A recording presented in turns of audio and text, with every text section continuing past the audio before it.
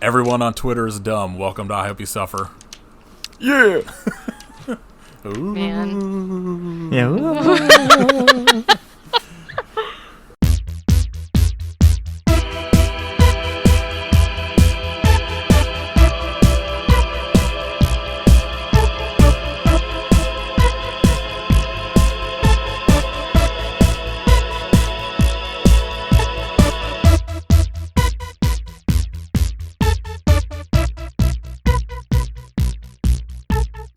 Chris bringing us dinner?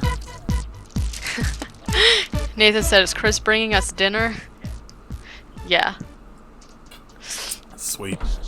No, we have leftover chili. Yeah, but that's got pumpkin in it. Nobody wants that. According to Twitter, everyone wants it. Yeah, but everybody on Twitter also is dumb.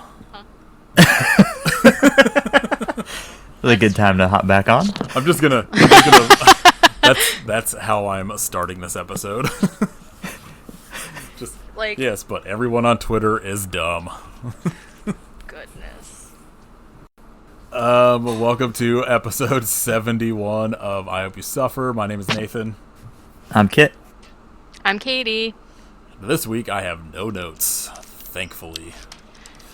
Yeah, we're unchained this week. So we had Katie watch two movies we've done before that Kit and I both like. Abominable, which was I think our second episode, and then TerrorVision, which was, I don't know, somewhere in the middle. But she Yes. watched them both at the same time. Yes. Simultaneously. One eyeball each. I would say one into each eyeball. Picture in picture. Yeah. Yes. Just I did. set her up Clockwork Orange style. Jeez. So what... I think we'll probably do this maybe every once in a while, but just being like, oh, here's like a movie we did before. Let's get like Katie's opinion on them. So it won't be like breaking down a movie like we've done before, because we've already done that. But Katie, which one do you want to start with? I guess we'll do Abominable because that's the first one that I watched. All right, I so... I watched so many movies today, you guys. And yesterday. Yeah. So this was a movie that Kit suggested in the first episode that we were just like, fuck yeah, we're doing this first. And Set the tone. I had not seen before, but it is really bonkers, and I think he described as Rear Window with a Bigfoot, essentially. That's Yes. a really good. That's a really good description because that was in my mind when I was watching it. Starring the always perfect Lloyd Braun. The episode that started the Seinfeld connections. Right out the gate. Yes. Right. Yeah. So if you guys want to go back and listen to a play-by-play, yeah, Abominable is number 2, and then I do not suggest it because it sounds like garbage. well, We were learning. whatever. And TerrorVision is episode 34. All right. So what did you think of Abominable? I actually really liked it. I think that I've come to really appreciate movies that are kind of like real movies. Okay, so basically like the premise of it is that the main character was in an accident, and so like he's in a wheelchair now, and his nurse, Otis, who is the worst nurse ever, Otis takes sucks so him. much shit. Yes, He's terrible. He's gross and he's rude and he's like, oh, now I'm scared of nurses, which I think. I bet he smells like cabbage everyone too. Cabbage or like cat litter. Just Maybe like Yeah, both. maybe both. Old Brussels Yeah. sprouts. Yeah. Ugh. He is, they're going back into town. Otis is gonna take what's the main character's name? I do not remember. Lloyd Braun. I think we referred to him as Lloyd Braun Right. the entire Right. episode. Yeah, so takes him back up to his, like, beautiful, like, cabin up in the mountains, and I guess it's supposed to be, like, a live-in nurse because he's, like, dealing with some trauma, and there's, like, a rental cabin next to him, and there's, like, these girls that check in, and then there is It was called Abominable, so I was expecting it to be like a Yeti, but it's definitely just like a Bigfoot, right? Basically. Yeah, so that's like the premise of it. And then the rear window, like part of it is that like Lloyd is like in a wheelchair, so he can't get around as easily, and he's like using binoculars to like look out into, you know, like see the monster man, and like is one of the parts that I liked a lot is that when the killing actually starts happening, it's from the view of him like looking through the binoculars into the house next door, which I thought was like really cool. So I've so like if you take out the monster in this could have easily just been like a thriller with like a serial killer, right? So that's what I liked about it so much, because it's like a real premise, and then you just have this like fucking crazy monster. And the monster, like, I didn't write down when this movie came out, but actually looked pretty creepy. Like, they did a lot of things with it that I was like, that's pretty creepy. Like, he had like glowing eyeballs, and It's the most insane depiction of Bigfoot I've ever seen in my whole life. yeah, he I don't know. It was pretty crazy. It rules because he's got like a basically no neck. Yeah. Yeah. And he has huge teeth. Yes.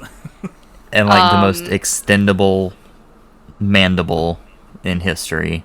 It's like a snake unhinging his jaw. I was gonna say I couldn't remember, but wasn't there like a scene where he just like unhinges his fucking jaw to eat somebody or something? To like bite part of a guy's head off. Yeah, so I wrote down a couple of the kills that I liked. So yeah, I liked the monster part of it. I thought one of the funniest scenes, and it's like, you know, there are scenes in it that are like funny too, because you have this like group of girls who I actually thought all of the girls acting was like pretty good. Like normally when you get like a group of like, it was like a girls' bachelorette, that's why they're up there or whatever. You know, you get some maybe not great acting, but I thought it was all like super believable. They were all totally like normal characters. And so when one of my favorite scenes though was when Lloyd finally sees the creature, and he just like is like out on the deck, I think, and he sees it, and he just like stares, and he very slowly just like rolls his wheelchair like back into the house and like turns all the lights off, and I was like, oh my god. And another one of my favorite things is like he's actually pretty smart, because like, so the phone has gone down, so he can't call the cops, but he gets on his computer and emails the cops and is like, hey, there's a monster up here, come help me. And then of course the cops like what was his name, Dick Hammerman, probably something like that. The main like cop guy had some like ridiculous name. The cops like don't believe him, and they're like, hey man, don't send in bogus whatever, which just like keeps on trend with like cops not believing you about a monster. I remember we talked for a while about like whether that technology was a thing. Because I remember to email the cops. Like, yeah, I was like, is this a real thing? Like you could send like phone calls through like a fucking IM basically. Oh, I have no idea. I feel like it probably was. I just don't know, like, I don't know how you make that work. Like, how did he know? I don't know. Look, we can barely figure out how to record, let alone do any of that shit, so. Yeah. I know, right? So, yeah, and so I did write down some of the kills. And so the gore in this movie is pretty good. There's, like, some parts that are, like, kind of like, well, I don't know. But like the first one is, you know, of course he's like peeping on this girl taking a shower, and she like, yeah, she like comes out, and like, for some reason, listen, maybe other people do this, I never have. She gets out of the shower and she like wraps a towel just around her waist for some reason. I'm like, girl, nobody does that. Anyways, and she like looks out the window, and the Bigfoot literally just like grabs her and like pulls her through the window, and her body like breaks the other way. And I was like, holy shit. It was really cool. That's like my favorite part of that whole movie. Yeah, good. It was good. And then he also grabs some girl through the floor and just like rips her down. I was like, I don't know, but okay. And oh yeah, and then the other one is like so in his only so basically the blonde girl is the only one that's left at this point. She gets over to the house and Lloyd is like, "I'm going to save you, like don't worry about it," which like very brave of him because like he's already seen that the Bigfoot can like just break into a house and yet he's like, "Come over here, you'll be safe." So they're getting like manhandled, whatever, and then Otis in his like only redeeming thing comes out and like calls him ass monkey or something like that, and is gonna like try and save them, and the Abominable just like bites his face off, like literally just clean bites his like face off. But like through the roof of his mouth. Yes. Yeah. So that was pretty crazy, and then I wrote this for like earlier, but I really liked the filters that they used for the movie. I thought there was a lot of really cool shots, and then the ending, I was not expecting. So basically, you know, Lloyd and the blonde girl go through all of this shit, and then at the end, like the cops finally come and like save them or whatever, and the cop like hears something in the woods. Oh my god, I forgot to mention like the best thing ever. I wrote in the very beginning, "Oh my god, Jeffrey Combs." Yes. He is probably the best part of this movie. I don't know how I just like skimmed over him. Also Lance Hendrickson. Yes. Yeah. So they play these kind of like country guys. I think this might be my favorite Jeffrey Combs performance I've seen. Like, it's my favorite wig he's ever worn, for sure. It's so great. He's got like this long, greasy hair. He's got this like expression on his face. He's got like these glasses that make his eyes like freaking huge. He's got like a oxygen tank or whatever. Anyways, so yeah, put that part in. And the cop is like, "Oh, there's noises. It's probably just a bear." And he goes like running into the woods, which like still, if it's just a bear, I don't know if you should go off by yourself, but whatever. And then he looks, and the Yeti, or it's not a Yeti, the Bigfoot shows up and just like opens his eyes. He has like these like glow in the dark eyes, and then all of a sudden you just see like all these silhouettes of like all these other Bigfoot, and there's like 20 of them, and I was like, holy shit, they are all about to die. The big feet, yeah. So yeah, I thought this movie was great. I really liked it.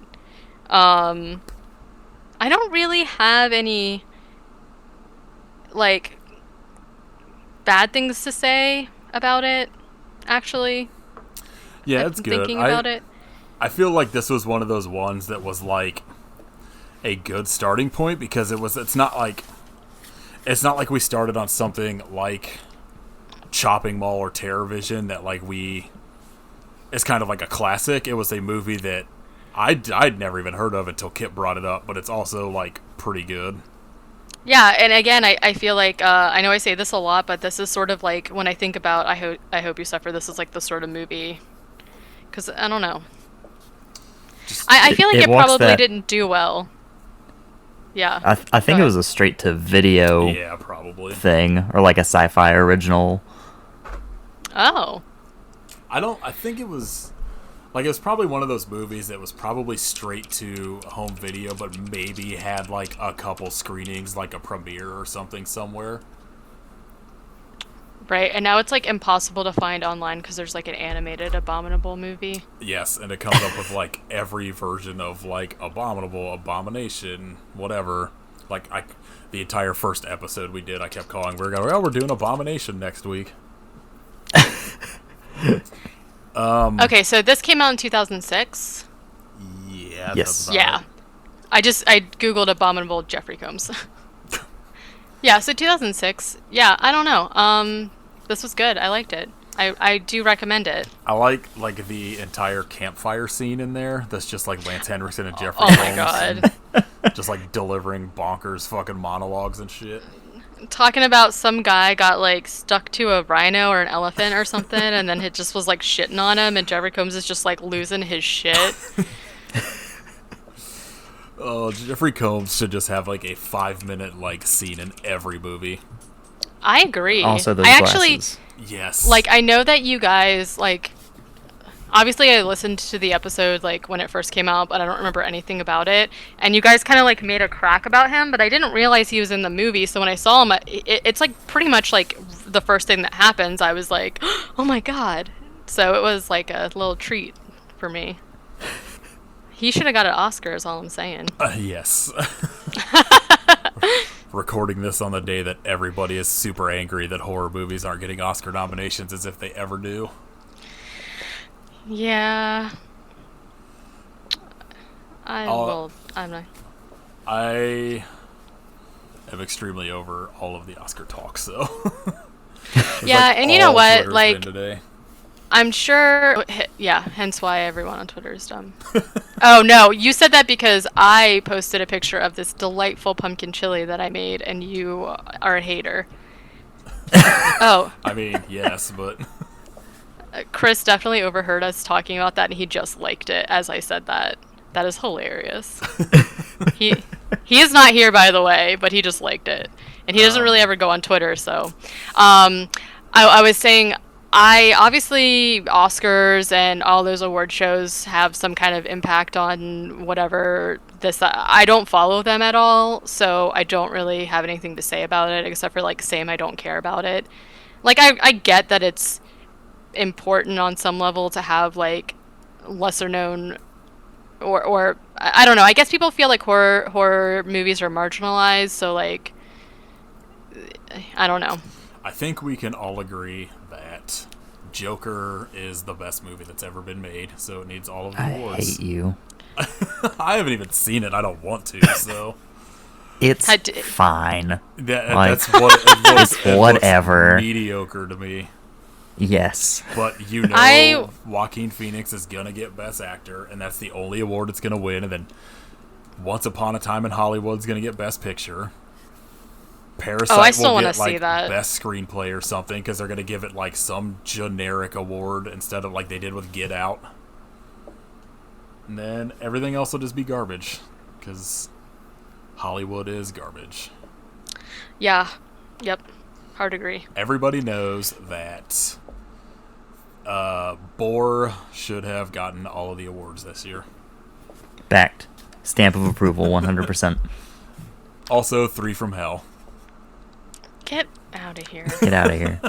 I'm done with this. I'm walking out. Another movie I have not seen and don't want to.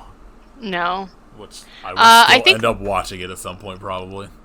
The only ones that I'm really like interested in seeing of like the newer movies is Parasite and I don't know. I want to see Once Upon a Time in Hollywood, but I'm not really a fan of what's his name. So I mean, that movie's gonna win solely because they're gonna give Tarantino like a legacy Oscar, and that's pretty much it. Yeah. I'm not really a fan of his movies. So fuck all that Oscar talk. Yeah. Go watch Abominable from 2006. Yeah, do you have anything else about Abominable before we jump into TerrorVision? I don't think so. All right, so what did you think? Oh, go ahead. I would say the sequel should be like one of the Yetis was the mom, and they can call it Abominable. The mom of That's who? all I have to add. Email Okay. The Yeti that they murdered with the axe. Oh. Or Jeffrey I Combs' thought that mom. the Yeti got away and got his friends. I'm surprised they never made a sequel. Like, and they pretty much were primed to set up for it. It should have just been like Lloyd Braun having to live in the woods and fight Yetis in his wheelchair all the time. Yeah, right. They should do one, but he moves to Florida and it's a skunk ape that he fights. Living in Del Boca Vista. Just selling computers. I guess the only other thing I will add is that, again, all practical effects. I don't know what their budget was, but it looked pretty good, except for, like, there were some, like, shots of the I keep wanting to say Yeti. I'm just going to call him a Yeti. Of the Yeti where, like, you could tell it was just, like, a dude in a suit or whatever, like, running around. But But other than that, yeah, all practical effects that were really good. So. All right. You know, I like some P. Okay. So yes, Katey likes some P. So.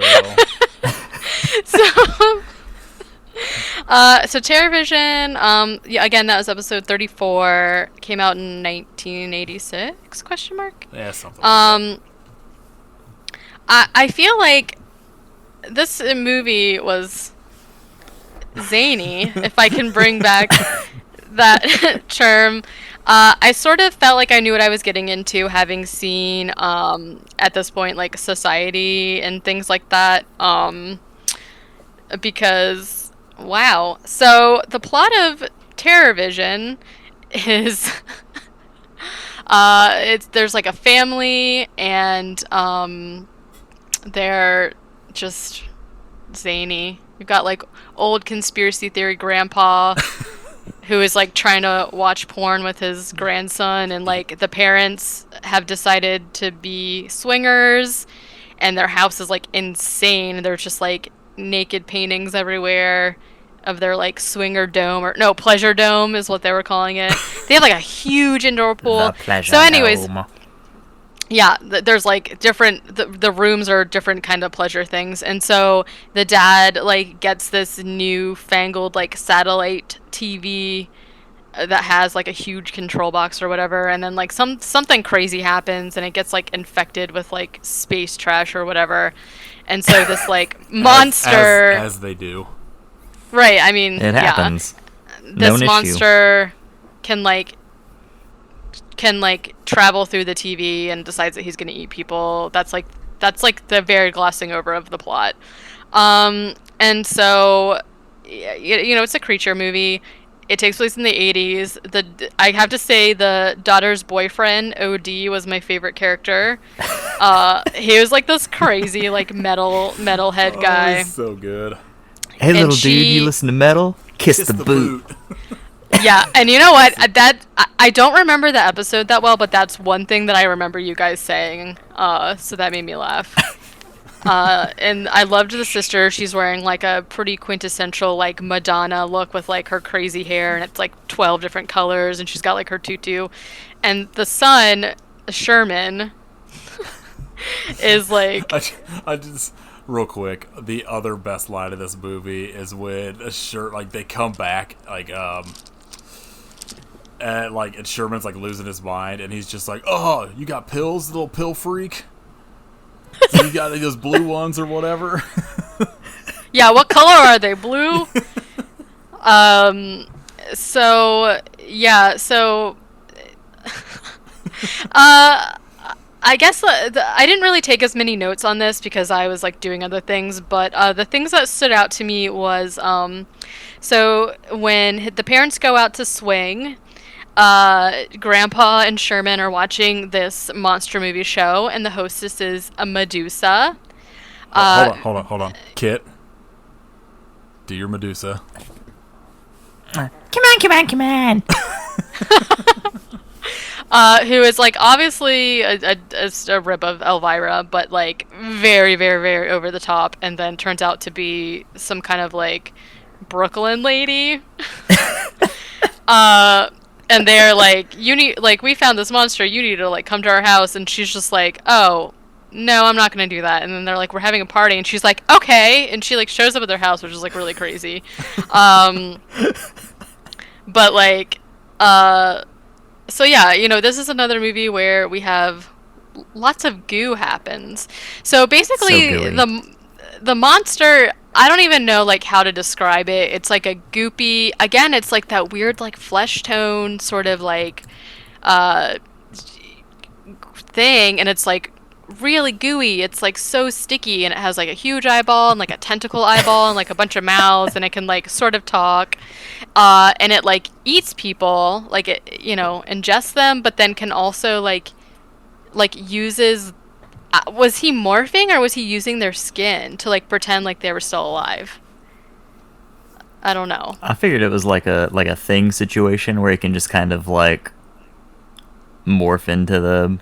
Yeah, things you he's must ingested. be right. Yeah. Right, but then whenever he like morphs into their faces, oh my god. Okay, I'll talk about the best scene. So, the parents like bring this couple over to swing, and first of all, the lady has like the most annoying voice. She's like, your place is so nice, and it's like, oh, it's crazy. And then the other guy is Greek. Spiro. I think he said. Yeah. Spiro, and he's making. Stanley is a manly man. Is he? Oh yeah. Does he take it like a man? So turns out Spiro, like, whatever. This is not doesn't matter to my favorite part. And he also makes like the grossest looking cocktails I've ever seen. No water or no ice in it, and like, ew, gross. So then so the daughter and the boyfriend come home. Susie, I think is her name, and Sherman's like, hey, there's this monster. He ate Grandpa. Everything's crazy. And she's like, I don't want to deal with... They are, like, abusing this child, who very obviously has some kind of trauma. So that was, like, kind of rough, right? But... So she's, like, basically, like, I can't deal with you. I'm trying to pork my boyfriend. So she tries to, like, go into this room, right? And, like... I'm pretty sure that the mom literally said, like, you can't stay here and use the hot tub because we're swinging. So, like, the kids are aware what is... Well, Sherman obviously doesn't know what swinging is, but Susie definitely does. Decides that she's going to, like, take the son into the bedroom anyways. So, like, knocks on the door. The door opens, and you see her parents and the couple, like, laying in bed, and the covers are, like, up to their necks, and their faces are just, like, so gooey. And they're just like, hey, like, what's going on? And she's like, oh, I can't deal with him. He's being like, whatever. And they basically are just kind of like, well, we're busy right now. Like, go away. And she's just like, ew, this is gross. Where's Grandpa? And then the grandfather's head pops out from the covers, and he's like, hey, Bumblebee, just taking care of business. And she's like, ew, gross. And just, like, shuts the door. Like, oh, it's so good. It's insane. And then, you know, they do, for a portion of it, do the thing that we so desperately want to happen in all these movies, where they befriend the monster. They, like, teach him about food, and they teach him how to say their names and how to watch TV or whatever, and then obviously he turns on them and is eating a bunch of people. But, I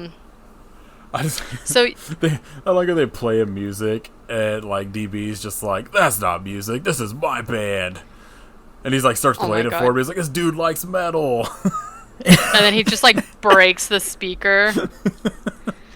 And so, yeah, like, so the only reason the monster, like, likes them at all is because OD has this, like, leather, like, gauntlet on, because, like, he's metal or whatever. And it reminds the monster of, like... So you find out at the end, spoilers obviously, that the monster was, like, a pet from this other planet. And so, like, whoever his owner was used to wear, like, leather. Those looked like... I think it reminded him of, like, his collar. If that's... Maybe. I thought that's what it was, but I could be misremembering. Well, they show somebody, like, feeding him, and he's got, like... It kind of looks like a Dungeon Master glove, and he's, like, feeding him, whatever. And so, like, my other favorite part of this movie is... So, the entire time that this is, like, all happening, you get these, like, flashes of this monster, like... Or alien, I guess, trying to be like, hey, Earthlings, like, turn off your TVs, something crazy's happened, some trash is coming, and, like, whatever. Trying to, like, warn them against this monster. And so, eventually, he, like, shows up, and he's like, hey, like, he literally says, like, oh, sorry for the inconvenience, like, after he finds out the monster has been eating people. And he's like, yeah, they're pets, but they mutated, like, don't worry, we'll take care of it. And then Medusa shows up and thinks that he is, like, the monster that's gonna try and, like, that's, like, trying to kill the kids. And she just, like, hits him in the head, and his what do you call that? He has, like, an astronaut like outfit helmet. on. And, yeah, the helmet just, like, busts, and she kills him, and they're like, oh my god. So that was pretty funny. And I feel like, now I'm forgetting, but I feel like it had a crazy ending too. The monster takes over Medusa, and so she gets in the car. Oh, that's right, like... that's right. Come on. Yeah. This movie is so good. ridiculous. Grandpa talking about making lizard jerky because her tails just grow back.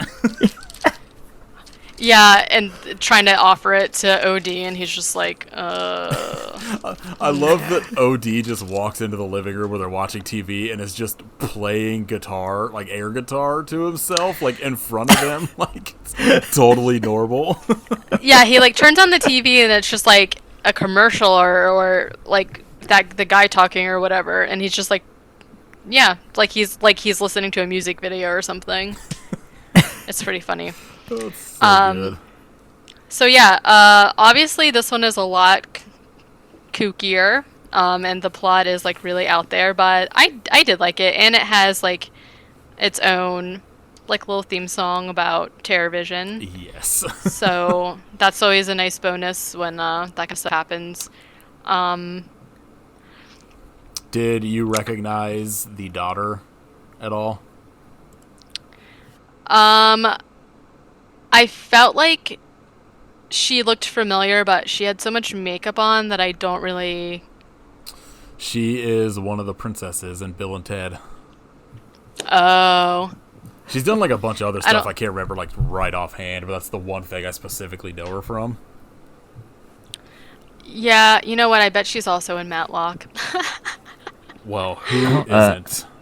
I mean, I true. forgot, the dude who plays OD is also in Napoleon Dynamite. Oh, shit. Who does he play?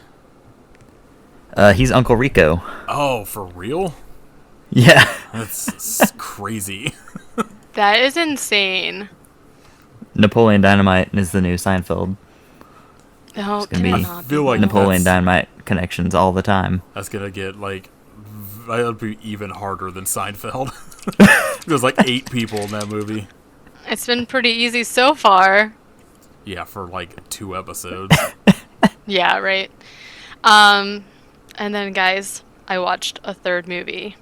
Of that we've done? Yeah, can you guess what it was? Tsunami. Fuck no. No, I'm not watching Tsunami. Yeah, just wait. Princess Diaries. Tsunami and Nudist Colony of the Dead double feature. I don't want to do those. Honestly, Nudist We're Colony going of the Dead to. would be funny, but I don't know if I can force anyone to watch Tsunami. I don't... Death House. No, I almost did Death House, though. That I have no idea. I watched 2017's The Evil Within. That was actually gonna be Oh my my next god. So, can you tell us what that movie was about? No. All right. So basically, this movie, I did not write a lot of notes. A lot of it was wow, WTFFFFFF. So basically, the story is about a boy. I don't know how old he's supposed to be, actually. They're adults in it. So it's about this man who, when he was younger, used to be a genius, basically, and his brother, they get in a fight. His brother, like, punches him in the head, and he falls down the stairs, and now he has, like, mental difficulties. And so I guess in combination with that, he's got some sort of, like, he sees and hears things. He's got some kind of creepy man that he, like, hears and sees. So I guess he's supposed to be schizophrenic because he, like, talks to him. And he has all these weird dreams. And so he eventually starts talking to this dude in a mirror. And the guy is like, hey, I want to be out there, and you can come in here, and then you'll be happy, but your soul's not ready. And so basically convinces him that he has to, like, start killing animals and, like, start killing people. And the ending is, like, so insane.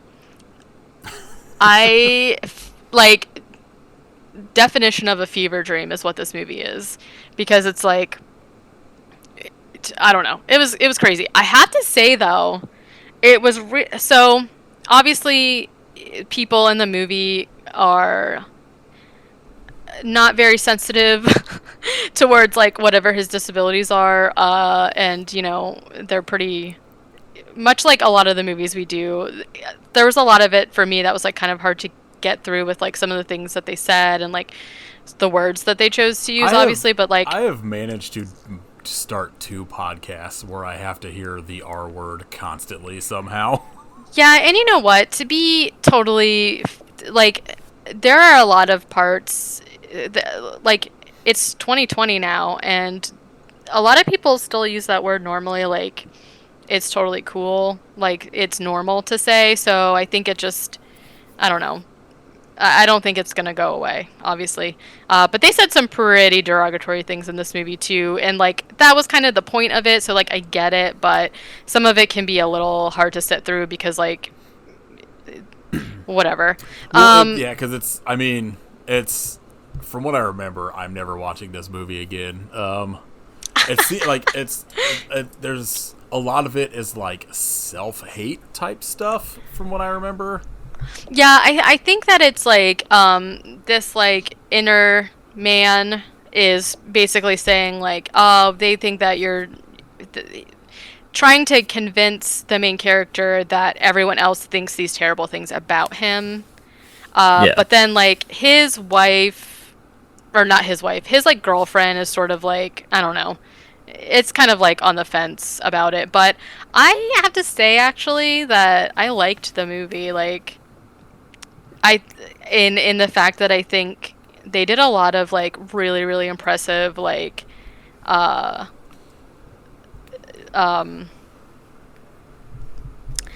don't know. It's hard to explain what kind of shit happens in this movie unless you watch it. There's like a lot of like really cool shots, and like, you know, he's talking to a mirror person, so like a lot of weird stuff happens with that.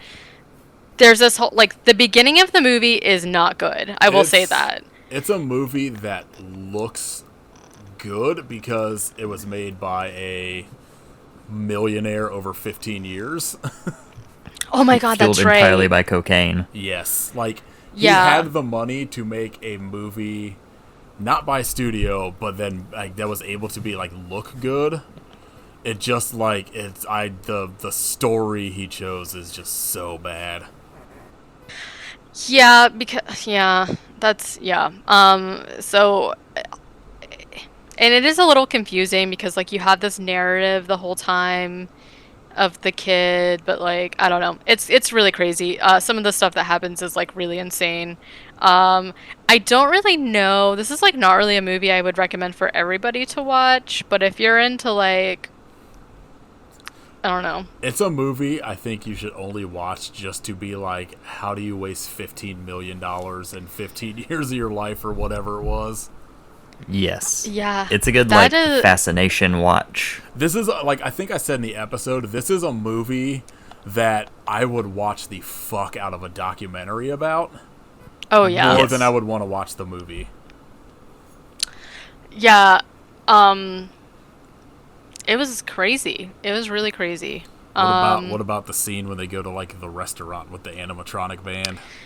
Okay, so I literally, these are the notes, the only notes that I took. Wow, ice cream girl scene. So so he starts off by killing a cat, which boo. Then he like starts killing other animals. Then he like graduates to people. There's this girl that works at an ice cream shop who is like only wearing a bikini top for some reason, which like doesn't seem sanitary, but also she's inside a ice cream place, so I feel like it'd be cold. But he's like in love with her, and he goes to try and basically like trick her into saying that she likes him or whatever, and she's obviously like, no, like we can't be together or whatever.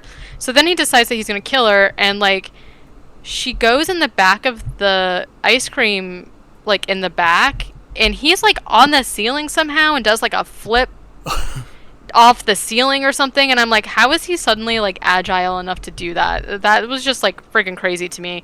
Then he like chases her outside, and she gets hit by a car, and it looks very ridiculous. And then my next note is restaurant. So the girlfriend is like, okay, kind of opening up to the idea of like living with the guy and his brother. And so they're like, well, we're going to do whatever you want to do. And so they go to this like restaurant that like looks sticky, first of all. It's like a theme restaurant. So it's like Chuck E. Cheese, but like a seafood restaurant. And there's like an animatronic band, and they're playing this like really crazy song. Like, I don't know. The whole thing's bad. But then he like has this dream in the restaurant. And this part was like so freaking weird because there's like the girl comes back and she's like naked, but she's doing like a crab walk, but like her body's contorted, and it was like freaking insane looking. It's also like right after he like brutally like murders some dude in the bathroom. Real cash. He's like, yeah, this is great. I'm gonna go to the bathroom and just like murder someone, and just like throws the guy out the window and thinks like it's cool. And then the whole ending scene, I'm not even gonna try to explain for anybody because how? Because you can't. No. It's really crazy. And so basically, this like split personality of him that is a murderer kind of like takes control of like the real guy, and they catch him, and it's just it's a thinker. It's a real wonder, is all I'm gonna say. Wonder is a nice way to put it. It's a movie question mark. Yeah, it's I feel different Cinema. having watched it. That's for sure. And that just means next time it's gonna have to be Death House. Oh man. Yep. I mean, I feel like I draw the line at tsunamis. So as long as it's not tsunamis, then I think we're fine. I think what we should do, like, if next time we do these, is we should do like one good one and then one of like the ones we hated. Yeah. That's not Island Claws, because it's just boring. Oh God, I forgot about Island Claws. I'm never watching that film again. How do you fuck up a giant crab movie? Like, come on. I don't Seems get it. seems Pretty easily. easy. Don't have a Yeah, giant right? crab in it till the last 4 minutes. Yeah, I don't know. So And toss in a whole bunch of racism. yes, like all of them. All of the movies we do somehow. I think we did pretty good for a while, but I think we're back Yes. on it. So Abominable, thumbs up. TerrorVision, thumbs up. Evil Within, Question mark. just flat hand. Corpse Spider. Yeah, Yes. I don't. Yeah, I'm not. I mean, yeah. I feel like, there's always that dude out there that's just like, I don't know, I just like fucked up shit, you know what I mean? This is the movie for you, guy. Like, this is the movie for you. That's all I'm saying. I don't know if I mentioned, I think this was episode 17. God, it was that early. Wow. I think we so. were Yeah. swinging for the Yeah. fences out of the gate. And then right after that, you guys did Jason X, so, it just kept... Yeah, get that was, better. that was, recover. I think literally at the end, that was like, okay, we got to do something good that we like. And we were like Jason X. Yeah. So that was it. I watched a lot of movies today, I gotta say. It's pretty easy when you don't have to take like really detailed notes, though, I guess. So Yes. All right. So I don't know what we're doing next week, because this is being recorded in advance, so we will figure that out at some point. Mystery episode. Yeah. ooh, so Probably spooky. 27 dresses. No. Leave us a rating or review on iTunes. The cornbread recipes, because no one has yet. Yes, cornbread Sad. recipes. We have our. I just want ours to have. I want our reviews to have the most confusing shit in there that like iTunes is like, what is happening? Yeah, it's like macaroni and cheese, milk meat shakes. They're gonna be like, is this a food podcast? I mean, essentially it is, but. Follow us on Twitter at I Hope You Suffer and Instagram at I Hope You Suffer Podcast. Go listen to Kit's other podcast, Riff Raff, on the Toilet of Hell. Oh, oh. They talk about, I don't know, ghosts. Fire. Yes. Fire and ghosts. Fire and exclusively. Maybe 3 songs throughout the whole episode. Go follow Katey on Instagram at Werewolf Face, and whatever you said last week about coffee. Yeah, so basically you can buy me a coffee if you appreciate our logo, because I made it. And the link is ko/fi.com/werewolfface. Go listen to my other podcast, Let Me Be Your Pot of Love, where we talk about garbage people saying garbage things on reality TV. Yeah, that's it. I hope you suffer, but why? But why? Make it up for last week.